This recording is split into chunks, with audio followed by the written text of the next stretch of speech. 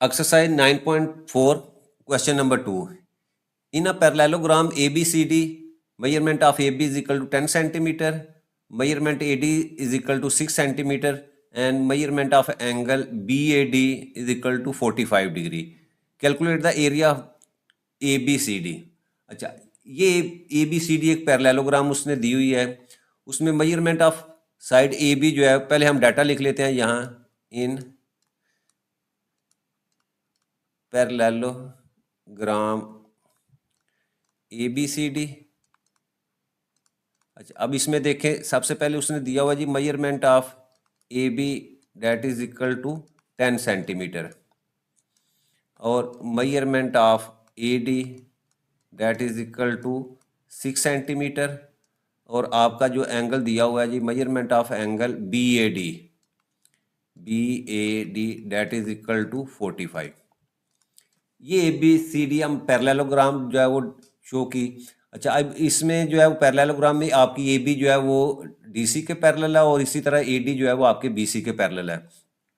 AB 10 centimetre, इसका मतलब ये वाली लेंथ जो है वो आपकी 10 सेंटीमीटर है और इसी तरह AD 6 सेंटीमीटर, ये AD आपकी जो है वो 6 सेंटीमीटर।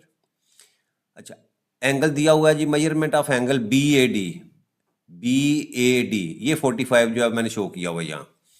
अच्छा, अब हमने क्या करना है, हमने एरिया फाइंड करना है ABCD। अच्छा, अब एरिया अगर हम फार्मूला लिखें, एरिया ऑफ पैरेललोग्राम, उसका फार्मूला है जी बेस मल्टीप्लाई बाई हाइट। अच्छा, अब देखिए यहाँ बेस तो हमारे पास AB है, हाइट हमारे पास पैरेललोग्राम की नहीं है। ठीक है, हाइट के लिए हम सबसे पहले क्या करते हैं, यहाँ जो है वो एक लाइन ड्रा करते हैं, D से परपेंडिकुलर यहाँ ड्रा करते हैं। ठीक है, ये हमारी जो है वो हाइट होगी। अब देखें, इसमें ये वाला एंगल जो है वो आपका 90 डिग्री का है, तो इसका मतलब ये एक राइट एंगल ट्रायंगल जो है वो आप हमारे पास बन जाती है। इसका नाम यहाँ हम शो कर देते हैं, ये E है। तो इसका मतलब क्या हुआ कि हमें एरिया फाइंड करने के लिए हमें हाइट चाहिए, बेस हमारे पास मौजूद है, हाइट को हमने D से रिप्रेजेंट कर दिया, सपोज हम इसको एज का नाम दे देते हैं। तो सबसे पहले हम जो है ये एज फाइंड करते हैं। अब ये राइट एंगल ट्रायंगल, तो हमारे पास जो फार्मूला है वो क्या है कि आपका जो साइन थीटा है, साइन ऑफ एंगल, कोई भी एंगल अगर हम सपोज यहाँ ए कह दें, तो वो आपके पास किसके इक्वल होता है, वो होता है जी परपेंडिकुलर डिवाइडेड बाई हाइपोटेनस। अच्छा, अब देखिए यहाँ एंगल तो हमारे पास जो है वो 45 है, तो ए की हम 45 लिख देते हैं और इसी तरह आपकी परपेंडिकुलर यहाँ आपके पास क्या है, ये 45 के सामने ये मेजरमेंट ऑफ DE जो है, मेजरमेंट ऑफ DE ये आपकी परपेंडिकुलर है और इसी तरह हाइपोटेनस आपके पास है मेजरमेंट ऑफ AD, 90 डिग्री के सामने आपके पास जो है वो AD है। अच्छा, अब DE जो है उसको हमने एज से रिप्रेजेंट किया है और आपकी जो है वो AD जो है वो आपका 6 सेंटीमीटर जो है वो दिया हुआ है क्वेश्चन के अंदर और साइन एंगल जो है वो आपका 45 है। और यहाँ से अगर मैं एज की वैल्यू फाइंड करनी है हमने, तो एज के लिए क्रॉस मल्टीप्लाई करेंगे तो ये हो जाएगा जी H is equal to 6 multiply by sine of 45 degree. अब 45 डिग्री का जो वैल्यू है वो अगर हम लिखें तो वो 1/√2। अब ये √2 इसको अगर सिंप्लीफाई करें थोड़ा सा, तो हम क्या कर सकते हैं, इसको लिख सकते हैं जी 6/√2। अब √2 से हम मल्टीप्लाई भी कर देते हैं और रैशनलाइज कर देते हैं, यानी नीचे से डिनोमिनेटर से स्क्वायर रूट को जो है वो रिमूव करने के लिए। तो ये आपके पास जो है वो 6 और √2 का जब हम लेंगे स्क्वायर, और तो ये स्क्वायर और स्क्वायर रूट कैंसिल, तो आपके पास 2 आ जाएगा और 2 1 ज़ा 2, 2 3 ज़ा 6। तो यहाँ हमारे पास एज की वैल्यू जो है वो आ गई 3 √2 सेंटीमीटर। तो अब हमारे पास जो है वो एज भी आ गया, यानी हाइट की वैल्यू भी आ गई और हमारे पास जो है वो बेस भी आ गया। तो हम जो है ना इसको वैल्यूज को पुट कर देते हैं इस इक्वेशन के अंदर। तो देयरफॉर एरिया ऑफ पैरेललोग्राम कौन सी है, वो ABCD, वो भी हम लिख देते हैं ABCD that is equal to base हमारे पास 10 है और इसी तरह हाइट की वैल्यू जो है वो हमारे पास 3√2 है अब इन दोनों को आपस में मल्टीप्लाई करें, 10 को 3 से करेंगे तो ये हमारे पास आ जाएगा जी 30√2 इतने सेंटीमीटर स्क्वेयर। और अगर इसको हम जो है वो डेसिमल पॉइंट में लिखें तो ये वैल्यू आ जाती है 42.43 सेंटीमीटर स्क्वेयर। तो ये हमारी जो है वो रिक्वायर्ड जो है वो एरिया जो है वो फाइंड हो गया। नेक्स्ट हमारे पास क्वेश्चन नंबर 3 है। In a parallelogram ABCD, if measurement of angle DAB that is equal to 70 degree, find the measures of all other angles in the parallelogram। अच्छा, अब देखिए ये पैरेललोग्राम है, ABCD से आपने रिप्रेजेंट कर दिया है। अच्छा, अब इसमें देखो DAB ये वाला एंगल जो है वो ये 70 डिग्री उसने दिया हुआ है। इसको मेजरमेंट ऑफ एंगल ए भी हम कह सकते हैं और एंगल BAD भी कह सकते हैं, लेकिन उसने इसको DAB से जो है वो रिप्रेजेंट किया हुआ है। तो कहता है बाकी जो आपके पास एंगल्स हैं वो हमने फाइंड करने हैं। अब पैरेललोग्राम की जब हम प्रॉपर्टी पढ़ी तो उसमें क्या था, जो अपोजिट साइड्स हैं वो पैरेलल होती हैं और जो अपोजिट एंगल्स होते हैं वो इक्वल होते हैं। यानी इसका मतलब क्या हुआ, आपका ये वाला जो ए एंगल है ये आपके सी के इक्वल होगा, ये हम फाइंड कर लेंगे।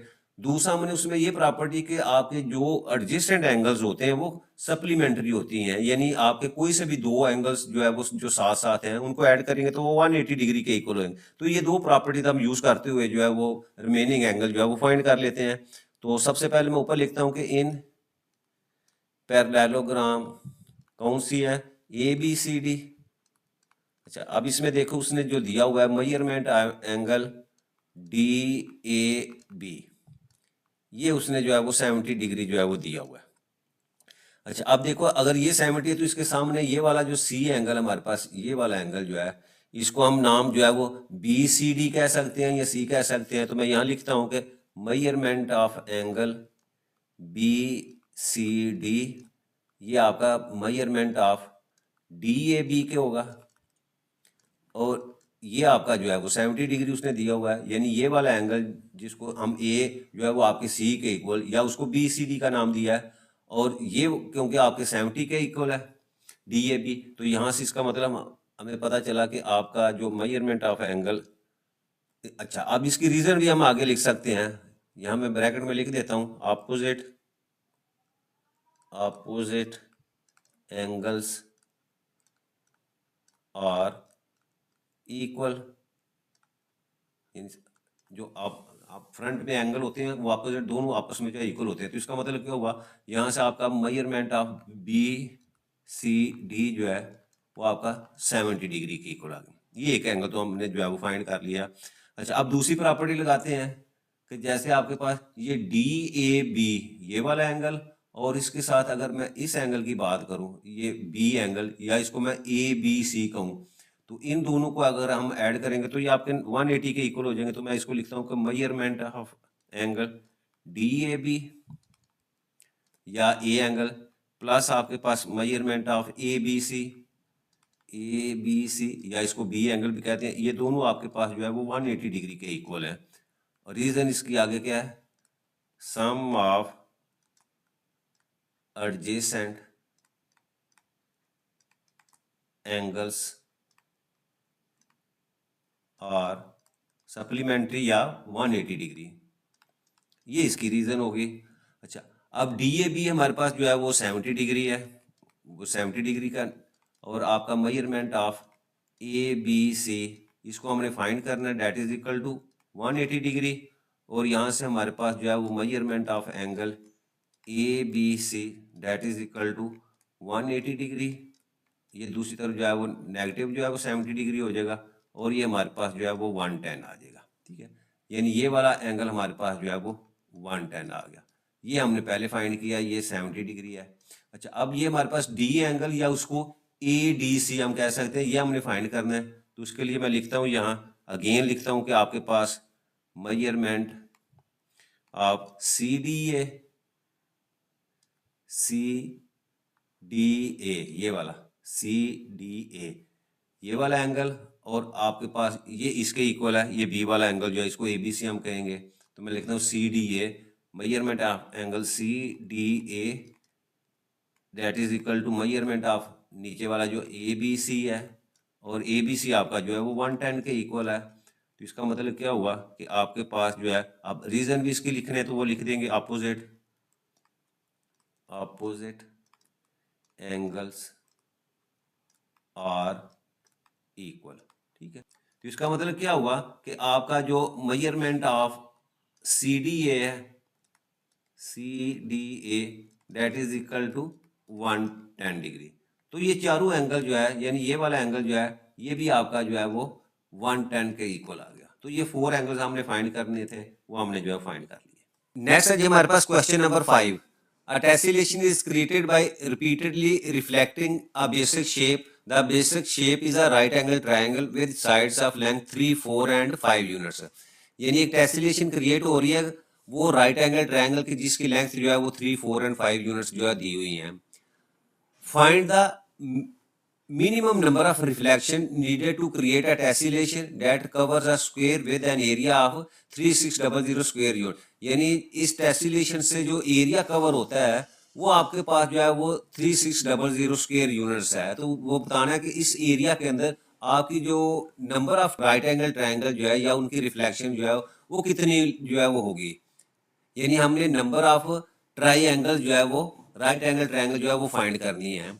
तो ये हमने जो है वो एक ट्रायंगल दिया है, इसकी जो लेंथ है सपोज ये आपके पास 3 है, ये आपके पास 4 है और ये आपके पास जो है वो 5 है। तो ये एक राइट एंगल ट्रायंगल है।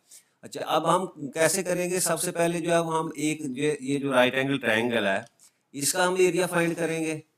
अच्छा, और फिर हम उसके बाद जो है ये जो टोटल एरिया में दिया हुआ है इस टोटल एरिया से वो एक राइट एंगल ट्रायंगल के एरिया को डिवाइड करेंगे तो हमारे पास नंबर ऑफ रिफ्लेक्शन या जो ट्राई एंगल्स हैं या बेसिक शेप जो है वो आ जाएगी। तो स्टार्ट करते हैं हम। सबसे पहले ऊपर लिखते हैं जी एरिया ऑफ बेसिक शेप। अब बेसिक शेप कौन सी है? ऑफ ट्राई एंगल है। अच्छा, अब इसका एरिया फाइंड करने के लिए हमें क्या फार्मूला है? वो है हमारे पास 1/2 बेस इनटू हाइट। ये हमारा ये जो ट्रायंगल हमें दी हुई है जिसकी डिमेंशंस दी हुई है हम इसका एरिया जो है वो फाइंड करने लगे हैं। तो वैल्यूज इसमें पुट करें तो हमारे पास 1/2 बेस आपके पास यहाँ जो है वो 4 है और हाइट आपके पास जो है वो यहाँ 3 है। ये वैल्यूज पुट करें तो यहाँ से कैंसिल करें, 2 1 ज़ा 2, 2 2 ज़ा 4, तो यहाँ हमारे पास जो है वो वैल्यू आ जाती है जी 3 2 ज़ा 6। तो 6 जो है वो हमारे पास 6। अब एरिया तो इसको हम कहेंगे जी यूनिट स्क्वायर। ये एक जो है वो राइट ट्रायंगल ट्रायंगल उसका जो हमारे पास जो है वो एरिया आ गया है। अच्छा, अब जो उसने एरिया दिया हुआ है एरिया ऑफ स्क्वायर टेसिलेशन वो है जी हमारे पास 3600 यूनिट स्क्वायर। ये एरिया उसने खुद दिया हुआ है। तो अब हमने फाइंड क्या करना है? हमने फाइंड करना है जी नंबर ऑफ रिफ्लेक्शंस। अब रिफ्लेक्शन से मुराद क्या है? आपकी जो है वो ट्राई एंगल्स है। तो वो that will be equal to, अब देखो एरिया ऑफ स्क्वायर फार्मूला इसका क्या होगा? वो जो टोटल एरिया आपका एरिया ऑफ स्क्वायर वो और डिवाइडेड बाय आपके पास आ जाएगा जी एरिया ऑफ ट्राई एंगल। तो वैल्यूज पुट करें यहाँ हमारे पास जो है वो आपके पास 3600 और इसको 6 के ऊपर डिवाइड करेंगे तो हमारे पास जो है वो 600 जो है ये नंबर ऑफ जो है वो रिफ्लेक्शन या ट्रायंगल जो है हमारे पास आ जाएंगे।